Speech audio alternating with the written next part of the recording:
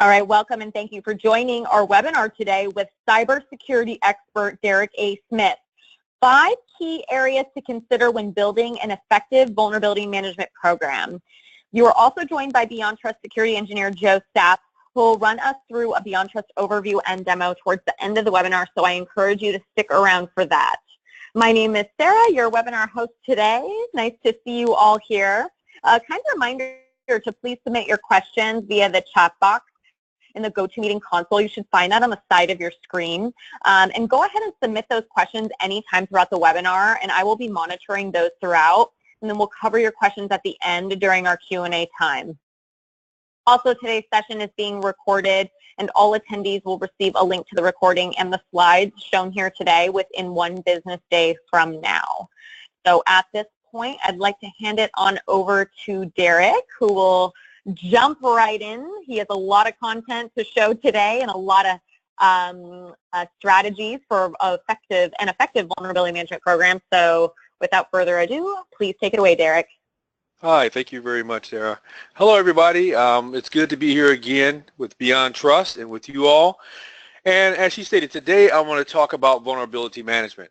And as you all know, vulnerability management, patch management, those are 2 of the most important things you can do in your environment to kind of ensure your safety, kind of make your organization a bit more secure, working with this in hand with other things, other technologies and practices and strategies you can put in place. So with that being said, I'm going to jump right in. I'm going to give you 5 key areas to consider when you want to build your own program, your own vulnerability management program, and make it more effective. So let's go right into it. So first, let's level set on exactly what I mean by vulnerability management programs and policies, and also patch management. And I'm going to start with vulnerability management and vulnerability assessments. So in order to have an effective program, you have to do vulnerability assessments. And with that, you have to have a policy, because that policy drives your program. And everything you do should go to that policy and therefore go to your organization's strategy. So that policy is there to establish controls and processes that's going to help you identify vulnerabilities within your technology infrastructure and your information system components that you might have in place. That could be exploited by attackers if they're trying to gain unauthorized access to your system, or disrupt your business operations, or steal your sensitive data, or even leak your sensitive data out to others. Now, the purpose of patch management and that patch management policy is for you to identify controls and processes that's going to provide appropriate protection against threats that could adversely affect the security of your information system, or the data that's entrusted to your information system if you're in healthcare field, or if you're in the credit card industry or something like that. So effective implementation of those controls is going to create a consistently configured environment for you that is going to be secure against known vulnerabilities in your operating system or your application software. And I say known vulnerabilities because if we're doing vulnerability management and we're doing scans and assessments, we only can assess what we know already. You know, if it's a 0-day attack and we don't know anything about it yet, that scan is probably not going to find it. And we'll get into that later on. So let's get into the 5 processes that you want to have in place. First thing you want to have is a threat monitoring process. And threat monitoring is the ongoing process of you gathering information about new and emerging threats that's out there that could affect your IT assets, the different things you have in your organization. Now, this is going to be different for every organization because it depends on your particular situation, it depends on your industry, and it depends on what your needs are. But whatever it is, you need to have a threat monitoring process of some type. And in that process, your security team, your security individual, whoever you may have, they're going to have to gather information on those current, new, and emerging threats, right? And then that threat information needs to include your vendors, any vendors you have. So if there are vendor notifications out there for those threats, if there's patches, if there's system updates, if there are security information exchanges that you're going to get involved with, like US CERT, you need to use your vendors and third parties as part of your threat monitoring process. Another thing is that the technologies that you're tracking in that threat monitoring process has to be determined from the types of technologies, again, that's present in your present inventory. in your inventory of your technology assets, because again, it's going to be different depending on what you have. And the last piece you see, the last bullet, is that those threats that you identify have to be resolved, and they're going to be resolved according to your vulnerability remediation management strategy or plan that you have in place, because it's going to be, again, your own unique situation. So again, first thing you do is your threat monitoring process. The second thing you do is you need to go out, and once you have a process and a plan, you go out and you conduct your vulnerability assessment. You actually do the assessment. So when you look at how you're going to do your assessment, the first thing you need to, well, let me say this. Let me take a step back. When you do a vulnerability assessment, that's going to be what we call a point-in-time snapshot or a point-in-time exercise that's going to be used to identify and analyze those vulnerabilities that you have in your place at that particular time against your technology assets. So that vulnerability assessment you're going to do is going to focus on your current operations and include your process, your procedures, and your current state of your technology assets. Okay? So when I do this, you have to, or you, me, whoever, your organization, they have to establish a formal program that has defined roles, as you see in the first bullet, defined roles and responsibilities for managing vulnerability scans and assessments in that process. And it should include these four things. There should be development and management of your vulnerability assessment processes and procedures. It should be an actual process in place, a repeatable process that we follow, that we're going to use every time we go and do a vulnerability assessment. There should be architectural reviews. You should look at your entire infrastructure to see what it is that we really have to assess. Where are all our assets? You know, make sure that we cover everything when we do this. So do architectural review. Security controls, limitations, network connections, your restrictions, they have to be tested to make sure that they're conforming with applicable standards and compliance and things like that are also in place. And then your internal and external vulnerability scans have to be run, I would recommend, at least quarterly. Now, it depends on your particular situation. You know, some organizations I've been in, we ran monthly scans. You know, Army Research Lab, we did monthly. You might want to do it quarterly. You have to determine what's going to be best for you, but you do have to determine it, and you do have to have a plan. So I say that you should have run them at least quarterly. Now, you're going to have internal scans and you're going to have external scans. Your internal scans should be conducted after any significant change occurs in your network. So not just quarterly, but if you bring a new system component in and you install that, or if there's a change in your network topology or firewall modifications, or rule modifications, or whatever it may be, you might want to do an internal scan. Now, for external scan, I always recommend that you bring in a vendor certified by whatever industry you're in. If you're in the payment card industry or if you're in the healthcare industry, bring the experts in. Let the experts come in at least once a year, if you can't do it more, and let them do a scan conducted after those network changes or anything like that, to give you a second eye, a second opinion, and perhaps an even more expert opinion as to what your vulnerabilities may be. Continue with that. I talked about bringing in external folks, so you might want to deploy penetration testing. Penetration testing, I would recommend, should be conducted at least once a year. And again, if there's any significant infrastructure or application upgrade changes or modifications to your systems or something like that, major releases, then you want to do it quicker than that. You want to do it more often than that. Now, when I do my penetration test, I would want to do two different things. I want to do a network layer penetration test where I'm actually examining the network to see what's actually on my network, and I want to do an application layer penetration test to take a look at the applications that I'm deploying in my environment. Now, these processes and these procedures have to include follow-up actions that's going to leverage my IT asset management data or program, you know, my configuration information, my patch levels and all that. I have to have a process in place that's going to follow up on this, because the job for me is to validate and track those findings in order to determine the appropriate remediation efforts. It makes no sense to do a vulnerability assessment and then do a penetration test, get a file, get a report, and then don't do anything with it. So it's important to have that built into your policy, that this is what we're going to do and what amount of time we're going to do it in. those vulnerabilities that's identified have to be resolved, and it should be done in accordance with that remediation management process or plan, again, that I mentioned before that you should have in place.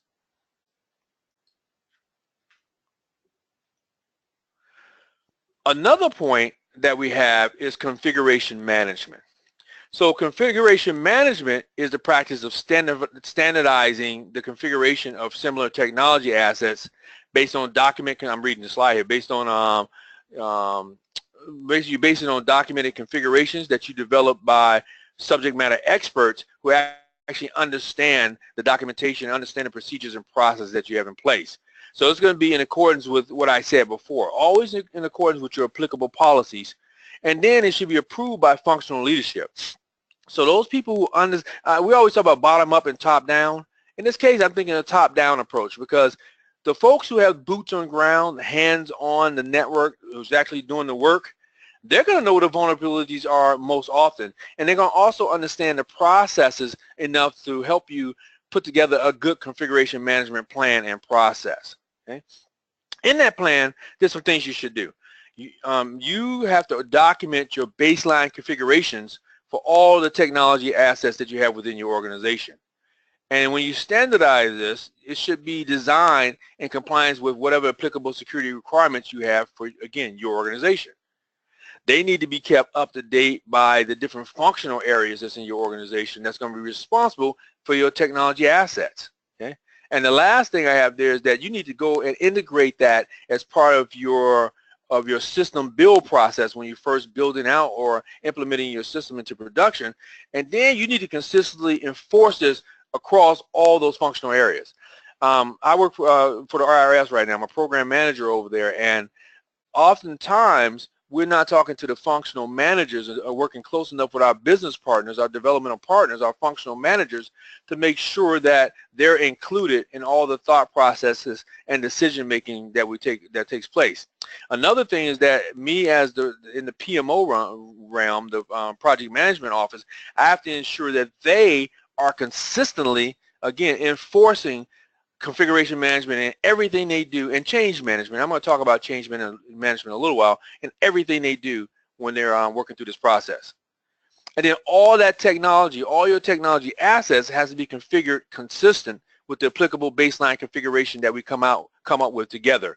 And I'm saying us in security, we in security, as well as those functional managers, those functional areas. Once we do those things, we move over into vulnerability remediation management. So this is another step of those 5 you want to have in place. Now, vulnerability remediation management is where we evaluate the vulnerabilities that we identified during our vulnerability assessment process. We're going to assign we're going to look at the risks that we have to our organization, and then we're going to assign risks based on the likelihood and impact that those vulnerabilities are going to have if they're exploited. We're going to look at planning an appropriate response to those should something happen. We're going to look at tracking those responses through completion, through mitigation process. If it's a POAM, you use POAMs through the POAM process. And then we're going to go back and periodically verify that these things are completed. So examples of processes that provide input to that vulnerability remediation management process or program include things like that technology risk assessment.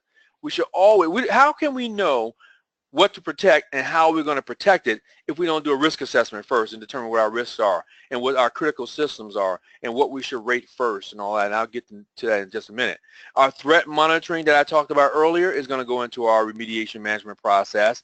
And again, those vulnerability assessments we do are going to drive what it is that we're trying to fix. Okay?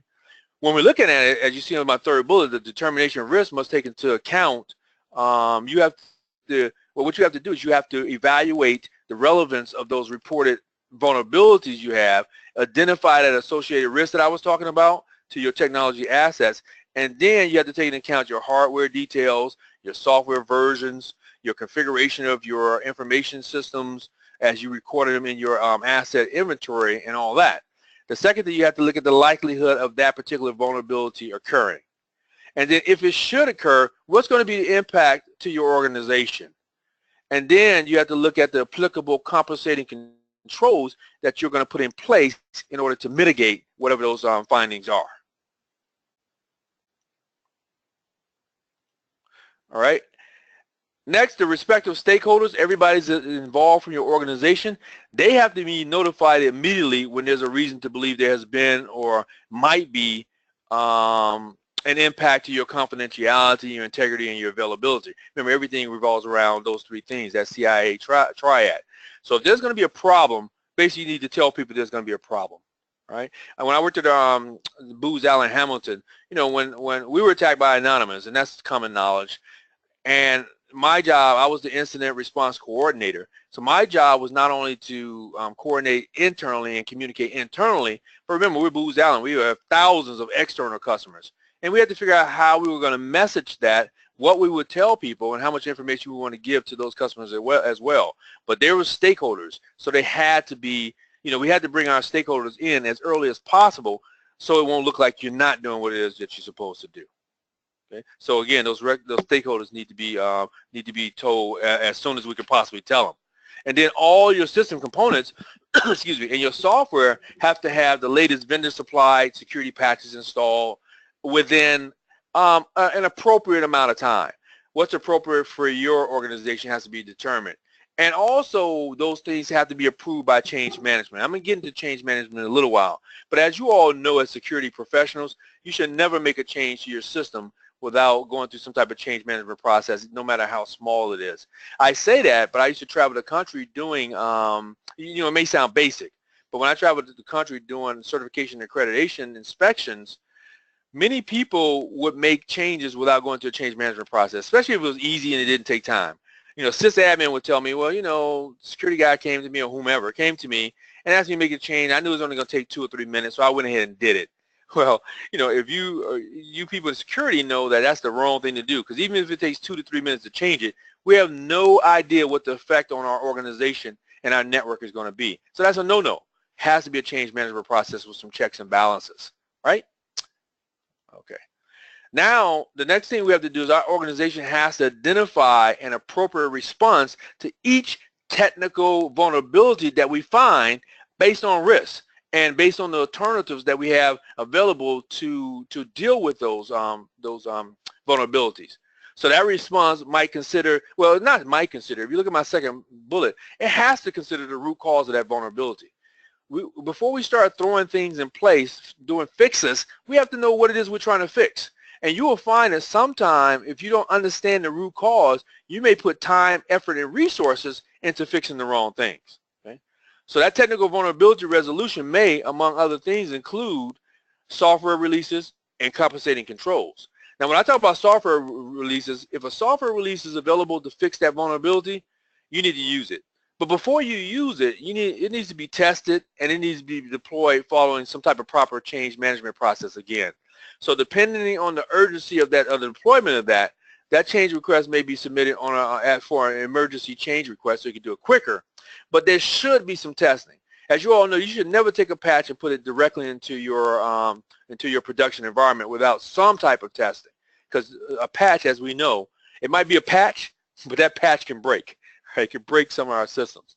And the second thing is a compensating control. So the compensating control, if no software, and it's going to happen sometimes, especially if it is a zero-day attack or something like that, if no software release is available to address your vulnerability or the situation you find yourself in, or if the deployment of that software release is determined to create an unacceptable risk for your organization, then you might have to use some type of alternative control. And that alternative control can be deployed to try to quickly prevent exploitation of their vulnerability even further. You have to triage, right? You have to stop the bleeding first and then try to figure out what it is you can do for a long-term fix. I'm sorry, I can't get it out. So in the case of the software release approach, just like software release, compensating controls can be done in an emergency situation as well. Next, we look at the vulnerability in the patch, and I'm going to look at this process in detail. But you've done your assessment. You kind of figure out what your vulnerability management program is going to look like. Now, let's just start actually applying those patches. And I give you a step-by-step process here. You can do it many different ways, but this is one way you can look at it. The first thing you have to do, of course, is identify what the problem is. So, and not only that, but identify how you go, what process you're going to put in place. So the processes that you have to be in place in order first to identify those threats and vulnerabilities to your critical business information and the different software and things that you have in place. And then once you identify what those are, you're going to look at the internal controls. So your internal security controls and the services you have must be used to identify suspected or confirmed attacks that you have in your environment against your critical information systems. Sometimes there are attacks going on for months or years that you don't even know about, and you won't know about it until you do a thorough vulnerability assessment or penetration test, which is part of vulnerability assessment, of course. So it's going to include these things. You got to go back and look at devices that, well, I'm not look at it, but have devices that detect and prevent known attacks. IDSs, firewalls, IPSs, things like that. Those devices, you have to have devices in place that monitor critical files.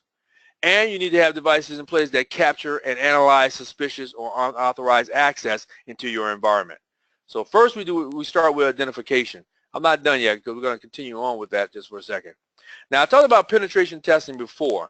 Again, it has to be used to identify and confirm those vulnerabilities that we might have in our environment, either on our hardware, or our software, or both of them that support our critical information systems again. So it needs to include the following that I have here at least. You need to have an annual external test of your network infrastructure and your applications by, again, independent penetration testers. Now, you may employ penetration testers within your organization, but I'll tell you, sometimes they're so used to looking at the environment that they may miss something. But not only that, not to take anything away from your penetration testers, but the folks who do this, the third parties that do this for a living, they have looked at many, many different organizations. And they've gotten ideas and points and all that that we just may not know about with the 2 or 3 guys we have in our own organization. So bring in an external tester to take a look at your, to do an independent test of your organization. Now we can, of course, do the annual internal testing as well. So I want to do an annual internal test of my network infrastructure and applications by folks that we've trained or have on staff as our penetration testers. Okay. Also, you look at it 2 different ways too. External and internal. I can have external also be an outside party without any information on my organization, try to penetrate my system, try to penetrate my infrastructure. As an internal test, I can still use an external company, but I bring them in and I give them the information they need to do an internal assessment or internal penetration test. So you can still use external folks for the internal testing. It's just that they will have more information. You've heard of white box and black box and gray box testing. So that's where you're going to deploy this. Now, the testing of any new hardware or software and after a significant change before going live should be done as well. So if there's a change like a major software release, or you have a new application you want to put in place, or new products or whatever, of course, when you do that, you should do a penetration test, okay? Because it still can affect your organization. And then as we go on, we should do retests. So retests should be performed to confirm that those exploitable or high-risk vulnerabilities were actually mitigated. Because we put a control in place, if we don't test it, we don't know if it's working. Part of every stage is to do monitoring and then to do a retest to make sure that that compensating control actually did what it is that you wanted it to do. So that's going to be important. All right. Now, that vulnerability scanning should be done regularly. I'm not going to give you dates, times, 3 months, 2 months, quarterly, whatever. I said before you should do it quarterly. It may be monthly for you. It may be daily depending on the criticality of the information in your organizations, but they should be done regularly. And you do that to identify those vulnerabilities on that hardware and software, again, that support your business critical information systems. So they need to include, remember that on the last slide, we talk about your penetration testing time. Here, I'm talking about the vulnerability scanning, at least quarterly. Quarterly external scanning again on your internet-facing infrastructure and your applications. Quarterly external and internal scanning. Scanning again after significant change. You've heard that before. Rescanning to make sure that it took. If you have wireless, I'm sorry I covered that up, but if you have wireless in your environment, you want to do quarterly wireless scanning for your your LANs, and portable wireless devices and USBs and all that that's connected to your system. Because this is a little bit more difficult for us as security people right now. So make sure you're checking that as well. And then an incident response plan needs to be put together to deal with the discovery of any unauthorized devices that you may have. You do a scan, you do a vulnerability assessment, and you don't have anybody to respond to it, then what good is that? Okay, and the same thing for your wireless devices as well. Now, those external sources that you have, again, should be used to identify those threats and vulnerabilities. When I say, I'm sorry, when I talk about external sources here, I'm not talking about the external team that I'm going to hire to come in and do a penetration test. I'm saying now you want to go out there and, we don't know everything. We don't know what we don't know. So you want to register to threat intelligence services and things like that to provide an early knowledge for you of potential threats and risks that's out there for your particular industry or organization. You want to register to vendor announcements and publications that's going to provide details on known vulnerabilities that's out there, and also might even give you some recommended patches or workarounds that you can use in your environment. And you want to perform regular monitoring, as I keep stating, on both of these points that I just mentioned here, threat intelligence and vendor announcements. You want to regularly look at that also. Monitor those. Make sure. What I used to do is set up automatic responses where I get new information from the sources that I use. All those vulnerability scans and all those penetration tests have to have approval from the system owners or a third party that own those devices being tested. And I think you know that, and that's common sense. But we don't do a vulnerability test or a penetration test on something we don't have the permission to do it. But I feel it's my responsibility to say that. And then your IT operations have to be made aware of those vulnerability scans and penetration tests and schedules and appropriate resources and things like that. Because, of course, our penetration test or our vulnerability scan could actually bring down the system. So we have to be prepared to deal with that. Now, if it's an external source and it's a black box test, you might not tell people that it's happening. You want to see their response. Part of the testing is to test their response. But if it's going to be internal, you want to let them know so they can be prepared. I did this at Disney World. I did a penetration test, 7 of us who went down, and we did bring down some things that we didn't mean to bring down. However, that was part of our testing plan, and as soon as it happened, they were able to bring it back up so they would not interrupt the operations at Disney World. Disney World didn't close down for our penetration test. We were doing these things as things were still happening, so we had to be prepared for that, and that was part of our plan. Very simple. Then we do an analysis. So roles and frequency. I'm sorry, let me take a step back. So I want to do an analysis now of all the information I gathered. And what I like to do, and you could do this or not, but have a monthly meeting that's going to take place that's going to talk about your findings. So if you're running scans monthly, have a monthly meeting. If you're running scans weekly, perhaps you want to have a weekly meeting with the stakeholders to discuss what it is that you're doing. Now, that vulnerability management analysis meeting needs to include, again, the proper individuals, the stakeholders that's going to be in place that's going to deal with this. Not just the IT folks, but other folks that's affected by it might be there as well. You want to make sure that all the device types with outstanding vulnerabilities are discussed in that meeting that you have. Okay? And then a monthly process must exist also for the list of identified vulnerabilities that you find. And that list of identified vulnerabilities is going to be mapped out to specific business critical services that we have to try to protect and deal with. So speaking of that, let's talk about risk criteria. So we're going to establish a risk criteria for everything that we have, for our devices, storing, processes, and transferring our business critical data. And we're going to rate that, right? We're going to rate it as high, low, medium, whatever rating system you want to use. But here's what I recommend. All vulnerabilities with a rating of critical or high, they have to be mitigated. They have to have a mitigated action assigned to them, first of all. And then we have to have a certain amount of time we want to deal with these things, depending on the criticality of it. Now, first of all, I said high must have a mitigating action assigned right away. All your other vulnerabilities must be assessed and action agreed to as to how you want to deal with those lower level findings.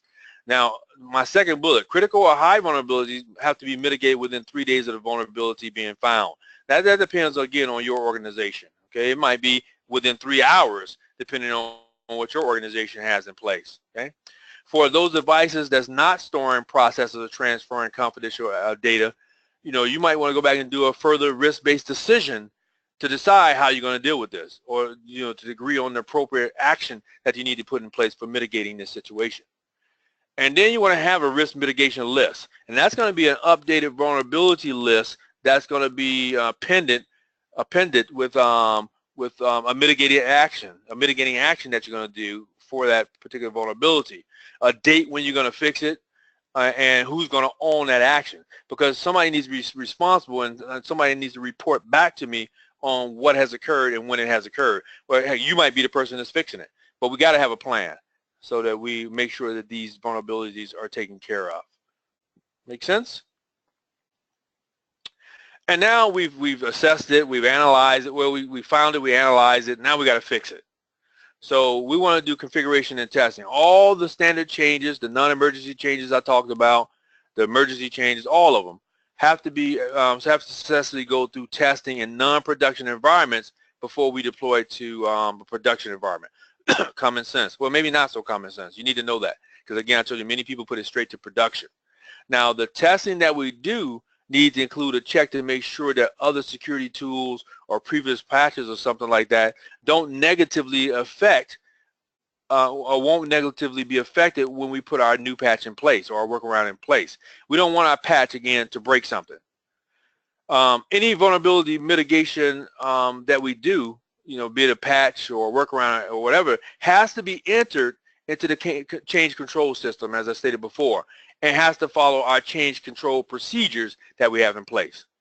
Now, of course, I said there could be some emergency mitigations, but those emergency mitigation has to be authorized with the relevant person or the relevant team before being applied to the live environment. Again, what is it going to affect? We must know that. And then we deploy it. So the vulnerability mitigation has to be completed by the date that I told you to put into that risk mitigation plan or risk mitigation list I mentioned before. Hopefully you will have that mitigated in accordance with that date that you have. And then on successful completion of the testing of that, we're going to notify all the stakeholders, or at least that relevant team again, before we turn it on, basically. Okay, the change deployment process. Oh, one other important thing that I have, my last point, that change deployment process, of course, have a rollback option. If we put a patch in place and start breaking things, we got to be able to roll back to our last good known baseline that we had. So that's going to be one of the most important things that you do. I told you with everything, it's very important that you monitor the situation. So again, I want to rescan, I want to retest after the fixes have been applied to demonstrate, number one, not just to find it, but I want to demonstrate that those high-level vulnerabilities have been successfully mitigated. That's my main thing. I want to make sure that the folks that have to answer to are calm and know that I fixed the problem. Okay. I'm going to do a report or a log has to be produced after deploying the patches. That's going to show again or confirm that we successfully did it. And then a vulnerability management or mitigation list needs to be monitored by us, the security team, who we want to have in place, for any outstanding vulnerabilities that still exist, that we haven't fixed by that completion date, or that's been escalated to a different team. I might find something I have to send to a specialist team that has to handle it. So we have to make sure that's taken care of. Now, in order to test access to our confidential information, the following types of testing is going to be used. These are some recommendations. Again, it's not the end all be all, but again, an external security vulnerability testing. And that testing is going to begin with reconnaissance techniques. That's going to search through public registration data and domain name service information or system service information and news group postings and all those type of things to try to help us identify vulnerabilities that might be present on our system, or some things that, remember, a vulnerability is something that can potentially be done to your system. It's not, it becomes a threat once people start trying to exploit it. So right now we're trying to just gather information. And then depending on the protocols that's allowed through our network, initial attacks are going to generally be focused on, those commonly used and allowed application protocols that we have. So we want to make sure we're taking a look at that, the FTP protocols and HTTP and our mail transfer protocols, and kind of gauge where those are and what we have to do. Those servers that are externally accessible are going to be tested for vulnerabilities that might allow access to internal servers and private information from folks on the outside. Those are where some of our biggest vulnerabilities are. And the last bullet I have there is external security vulnerability testing also concentrates on discovering access method vulnerabilities, such as, your wireless access points, and if you still have modems, your modems and your portals that you use to your internal servers. So all these are very important. That was external. And the internal, just going a little bit deeper into those, for internal security vulnerability testing, our testers need to work from the, again, as I gave you an example, the internal network, and assume the identity of a trusted insider. So it's almost like an insider attack. Somebody's already in our system, what would they do in order to break the system? So we want to do an internal security vulnerability test. We're going to do that by granting access to those testers who's going to perform that internal security vulnerability test on the application. And they're going to be granted some level of access to the network. It's not blind, like I mentioned before, with a black box. They're going to be granted access probably as a normal user, or what you call a general user. And they're going to be provided with information that that user would have at their privilege level. And their job is to escalate, see if they can escalate those privileges. Now, working from whatever level of access that I give them, those testers are going to attempt again to gain additional access to our network, and then as they increase their user level privileges to admin level privileges, see what they can get their hands on. Okay. So again, this is going to focus, my last bullet, focus on system level security and configuration to make sure that we're doing our jobs, we've hardened the system the way we need to harden it. Now, the next thing is that we want to do some overt and covert security vulnerability testing. This is still probably external. It might even be internal. But let me tell you what my definition is for that. Overt security vulnerability testing involves performing external and or internal testing with the knowledge and consent of the organization's IT staff, as I told you earlier, enabling a comprehensive evaluation of the network or system. So overt is known. Again, covert testing is that black box or black hat testing, as you see me written here. Takes an adversarial approach to performing the test. So so what I've just spoken about, that covers the assessment part of this, right? So it's very important for us to understand and know what our vulnerabilities are so we can fix those vulnerabilities. How do we fix those vulnerabilities? We fix it through patch management. This is one way. So now I'm going to cover a little bit about patch management in the minutes that we have left. So with patch management, that should be near the top of your concerns if you're a security guy or a security manager, or even you're not in IT security, you're just concerned about your organization IT assets in general. Because network hacks, malware infections, even simple human error, mistakes that your folks make, can and will prevent your system from operating smoothly, and that's not what we want. So a proper patch management practice, well, I'll say practices need to be put in place so you can recover from that inevitable malfunction that's probably going to happen. So just as our organization has some unique technology needs, every successful patch management program is going to vary in design and implementation based on those needs as well. So I can't give you a one-size-fit-all patch management plan, but I can give you some best practices that will allow you to have a better patch management program. And that's what I'm going to attempt to give you here. First thing, I kind of mentioned this earlier when I talked about vulnerability assessments, but security and patch information sources. So as it says here, a key component of patch management is to intake and vet information regarding security issues and patch releases. All right, you have to know which security issues and which software updates are relevant to your own environment.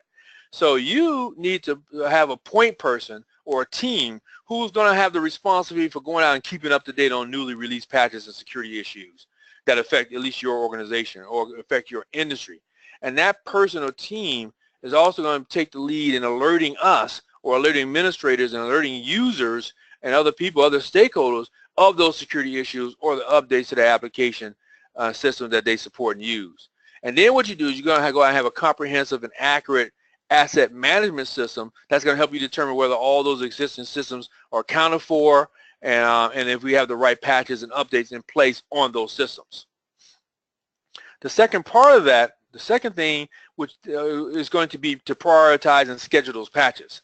So you're going to have some, well, I'll say this, there's a lot of scheduling guidelines and stuff out there, but I have here several scheduling guidelines and plans to exist within your organization in a comprehensive patch management program. There's no one way of doing it. You know, it depends on the particular situation you find yourself in. So first, a patch cycle has to exist though, and that's going to guide the normal application of patches and updates within your systems. How often do you put in patches? How do you put in patches? You know, what's our cycle for patch management? Do we bring down the systems? All those things come into consideration.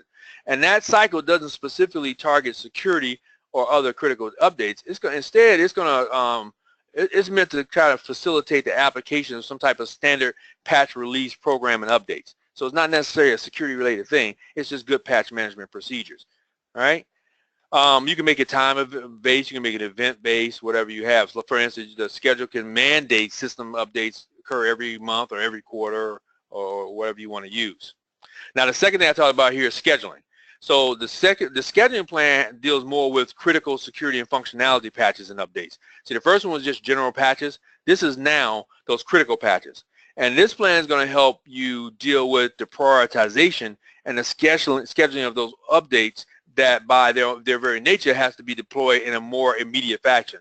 I have a problem, I got to fix that problem now. So a number of factors are going to be considered when you determine that patch priority and your scheduling priority and urgency. A lot of it's going to be driven by vendors. So you're going to have vendor reported criticality, you know, high, medium, and low, because they're going to come out and say they found a vulnerability and you need to fix it. So that's going to be a key input for calculating your patch's significance and the priority of that patch, you know, when you put it into your system. Other factors that should be taken into account when you schedule and prioritize are like your system criticality and your system exposure. You know, exposure to your DMZ systems versus your internal file versus your client workstations and things like that. So you have to look at that. The next one is patch testing. And again, I told you ideally you don't want to put anything straight into production. So ideally that the breadth and the detail of your patch testing is going to relate directly to the criticality of those systems, as I said, and the data that you're handling and the complexity of the environment that you have in place. So your patch testing process is going to begin with the acquisition of your software updates in the first place, and it's going to continue through the acceptance testing that you do after production or after putting it into your production environment. So the first component of your patch testing is going to will be the verification of where you got that patch from, the patch source and the integrity of that patch, and that's going to help you ensure that the update is valid in the first place, is that it has not been sent to you maliciously or accidentally altered or something like that. And then you're going to go through and put that patch in. So once you go ahead and determine that patch is valid, you're usually going to place it into a test environment, right? And then that test environment hopefully is going to mirror your production environment as closely as possible. But it should at least take into account your critical applications and things like that. And then you're going to go push it out. But right now we talk about the testing phase. You testing everything. Now I keep telling you that one of the most important things we have is change management. So with our change management process, that's going to be vital to every stage of your patch management process.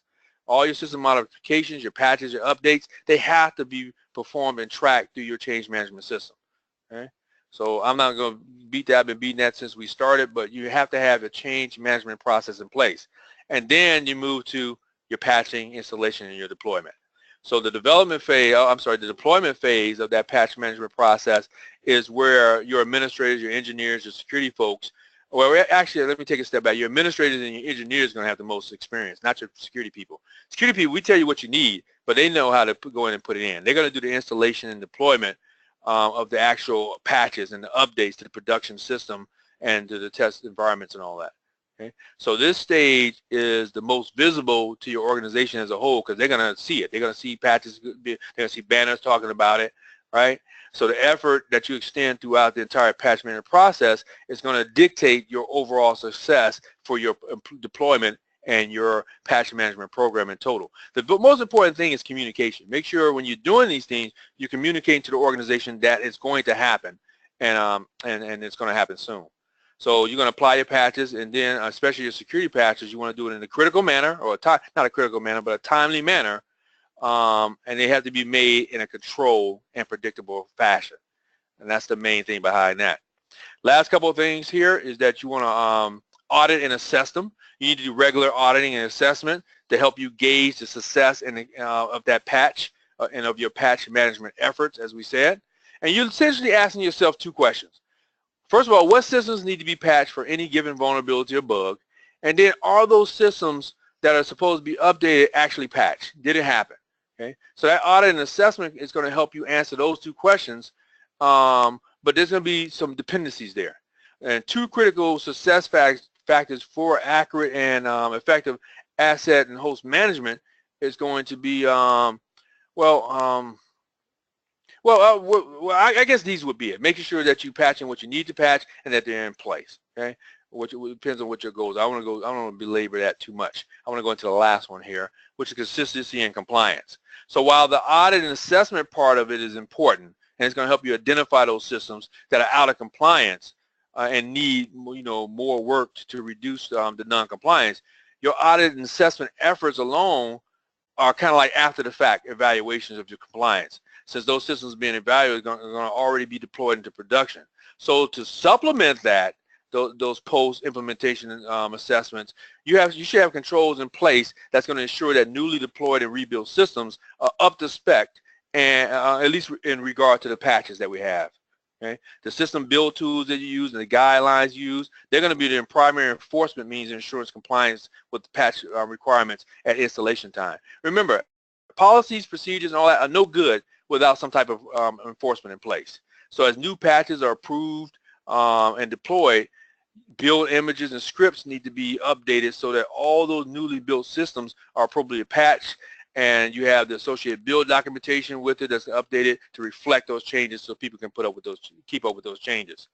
So with that being said, hopefully you've got an idea about some point, and go back and take a look at the recorded version of this if you missed anything. I went through it quickly, but you have an idea of what a good vulnerability management and good patch management process should look like.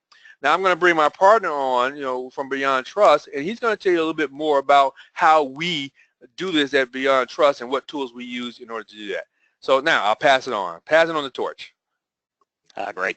Thank you, Derek. Great job. Yeah, real quick, I'm just going to cover a couple of key points that Derek mentioned there. Again, we should be able to see my screen okay here.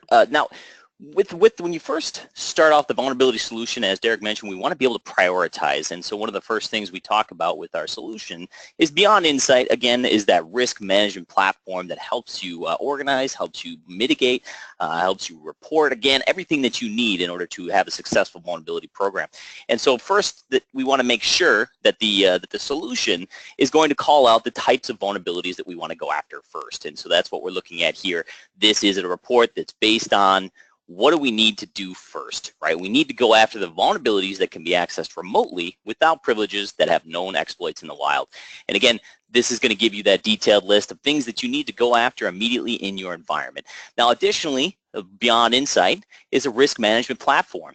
And so with that, we include the ability to patch straight from the solution, as Derek mentioned there. That's an important aspect of the vulnerability solution, is being able to patch.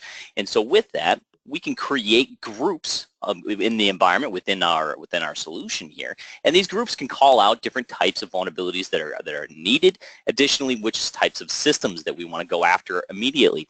And so once we have that, because the solution includes a vulnerability patch management solution as well as a risk compliance and everything else that you need for the vulnerability solution, you can patch straight from the console. So you have your vulnerability, it's exploitable, we have the description of it, we know what to go after, we validated that this is a priority item, we validated that this is a patch that needs in my environment, and so I can go ahead and approve this immediately right from the solution and decide which systems are important to patch today. Are they the Windows systems? Are they the critical servers? Again, with this solution, we can patch straight from the console, so we don't have to worry about how are we going to deliver that patch? When will that patch be delivered? And additionally, as Derek mentioned there, compliance, right? Regulatory compliance is important. That's also included with the vulnerability solution. We have all of the regulatory compliance available to you, as well as those configuration compliance, those benchmark scannings. Again, everything is included with the solution. So when you're ready to deploy the solution, you have everything you need ready from the gate. Additionally, there's additional reports that you're going to want to run to determine if there are known vulnerabilities, known assets in the environment that should be taken a second look at. So again, Derek mentioned there that once you do your remediation, once you do your scanning in the environment, you need to know how things are looking after those efforts are taking place, after you've remediated. And so that's where we have our solution called Clarity, again included with the Beyond Insight vulnerability platform. Again, it gives you the ability to determine those assets that are the top risks in your environment. And so again, Beyond Insight will include all of these things, so that way you have a clear picture of which assets to go after first and which assets are those biggest risks. So that's my quick demo that I wanted to just provide to you guys. Again, we're going to open it up for some questions here. Give me 1 second. All right. Thank you, Joe. All right, I will jump right in. Before we get into some Q&A, I'm going to launch one last poll, and we would love to help you guys with either your vulnerability management needs or your privileged access needs. So if you would be interested in engaging with one of our security specialists, we would love to talk to you, have a deeper conversation, or even show you a more thorough one-on-one demo. So take a moment. If you're interested in this, by being contacted by a Beyond Trust security specialist, select yes, and we will reach out to you within a couple of business days to discuss your vulnerability management or privileged access management needs. So I'm going to leave this up. Let's dive into some questions. Derek, just make sure you're unmuted. And you had a first question come in. When it comes to finding vulnerabilities and managing them, how do I know what to fix first?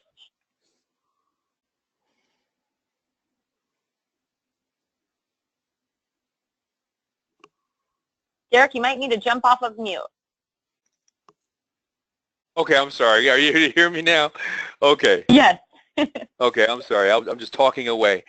You say, how do you know what to fix first? So there's a lot of different ways and various vendors out there that classify their vulnerabilities and prioritize their patches and things like that.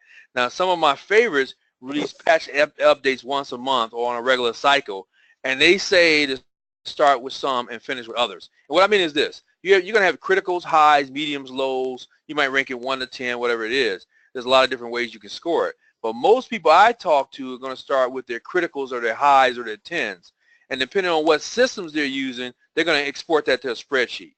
And the next thing they're going to do is they're going to take in various feeds or whatever to determine what that criticality of those already marked critical vulnerabilities are. And they're going to do that through assessing what privilege that attacker is going to get if they have a successful exploitation, and how easy it's going to be for that attacker to exploit that vulnerability. And then that process is going to give them a prioritization matrix, kind of what Joe just showed in his matrix of some sort. And the analyst is going to then pick up the ones that he wants to send to their system administrator to go in and remediate. And give or take a few minor details, that's going to be a very common way of doing it. Okay, but it could be time consuming unless you use a tool like the ones we're talking about, but that's a way of doing it. Get your highs and lows and all that first, rank them, and then start from the top and work your way down. Derek, another one for you. When I run vulnerability scans as you suggested, how do I know if it is a false positive? Is it potentially vulnerable, or is it something that we actually need to fix? Just like I said with the different tools out there and the different ways to figure out what to fix out there, there's a lot of different scanning methodologies out there too. So each one of the vulnerabilities is generally going to be tied to some type of specific file or version or a registry key or service or something, or a combination of those. So if you're actually checking for those particular vulnerable versions out there, then you know whether you have a vulnerability or not. Now, on the other hand, if you're working backwards and you're checking for the absence of remediations, did things not occur, you could end up with a less accurate situation. For example, vulnerabilities 1, 2, 3, 4, 5 all have individual patches, but they also have patch A that remediates them all. So, something might remediate all. So there's a couple of different methods. Let me tell it real quick. In method 1, I might do a vulnerability scanning methodology. So I'm going to run a vulnerability scan, and I'm going to find that I was vulnerable to some vulnerabilities, let's say 2 and 4 out of 1 through 5. I can remediate both those vulnerabilities with that patch A that I talked about, or I can have individual patches for each one of those vulnerabilities. Now, the second method, that was the vulnerability scanning method. I have a patch detection methodology that I use, and I'm going to run a vulnerability scan that's going to use the missing patches, and they're going to find them, and they're going to find out that I'm missing those patches, and then missing patch A, and then it's going to say I'm going to go out and fix that because I'm vulnerable to a particular vulnerability. So I'm going to find a patch for that. Now, remember I said 1, 2, 3, 4, 5. If I've already patched 1, 3, and 5, let's say, this type of detection is going to tell me it's going to yield a high level of false positives. And again, I don't want those false positives if I do it that way. But it's going to show me that I need to at least go out and investigate it a little bit further. So personally, I think method 1 is going to be the smarter way. Run a vulnerability scan, and it's going to be more accurate. It's going to give you less false positives, and it's going to save you a lot of time when you're investigating potential false positives and how to fix them. So that's the answer for that. Okay, let's see. Let's look in. I had another question. Derek, what tools do you recommend for internal testing? Can you recommend any? For internal testing? Well, you know, one of the standards that we have out there, if you're doing your network, you can still use Nessus. Nessus is still a good one out there that you run. It's going to give you vulnerability. It's going to give you all the vulnerabilities in your system. Now, let me tell you about it, though. It's going to show you every potential vulnerability that's out there. So I run it on systems, and I come back with 300, even 1,000 potential vulnerabilities. And I used to take that package at the Army Research Lab, and I just hand it off to somebody and say, here are your vulnerabilities. That's of no value to them. Now you have to have an expert that can look at those vulnerabilities and say what's applicable to our situation and our environment. Once we do that, so you use the Nessus tools and tools like that because they all work the same, and Nessus is the tool, but then you have to evaluate that output to make sure that it's important to you. Now, if you're doing your scanning an application, we have stuff like app scan, because the things that you use on the network, Nessus is going to be different than what you use on applications. So you use something like app scan, and it's going to scan the application and do the same type of thing. Give you a report, and then you interpret that report. That's the answer for that. Okay, let's see. Brad's asking, you didn't mention exception processes, but what processes and tools do you surround that part of vulnerability management with? Obviously, not everything gets fixed. For example, exceptions, strong compensating controls, patches that cause system problems, etc. So I'm not sure of that question, but I think it sounds like he's talking about ranking the criticality or ranking what things should be done. And again, it's going to depend on your organization and the situation you find yourself in. But again, that vulnerability scan is going to show you what it's going to tell you high, critical, and low. But let me say this: a high doesn't mean a high. And what I mean is that it might say that it's a high vulnerability, but in your organization, because of controls you have in place, it's really a medium or a low. So you have to do an analysis, as I spoke about, and see what your particular situation is. And then you determine, do I need to patch, or do I need to use this particular compensating control? And if there's not a control in place, do I have to do a workaround to make sure that whatever that vulnerability is covered? Hopefully that answers that question. Okay, perfect. Thank you, Derek. We're approaching the top of the hour, so I'm going to wrap this up. I did receive several questions asking about the slides, because I know there's a lot of content shown today. And yes, everybody here, and even those who registered and didn't attend, will receive a link to the recording and the slides shown here today, so you can go back and review or forward them on or share with your colleagues who maybe are interested in this topic as well. So be on the lookout for that follow-up email. It will come from communications@beyondtrust.com. So make sure that that email is whitelisted so you receive it without interruption, and you will receive that within 1 business day from now, so by the latest Monday. So with that, a big thanks to our speakers. Again, thank you, Derek and Joe. A pleasure, as always, Derek, for you being here and sharing your insight, expertise, and guidance for our audience. So we really appreciate your time. And thank you to everybody who attended live. Have a wonderful rest of your day. We'll see you guys in the next webinar. See you in the next one. Thank you so much. Take care. Yep. Take care, guys. Bye-bye. Bye-bye.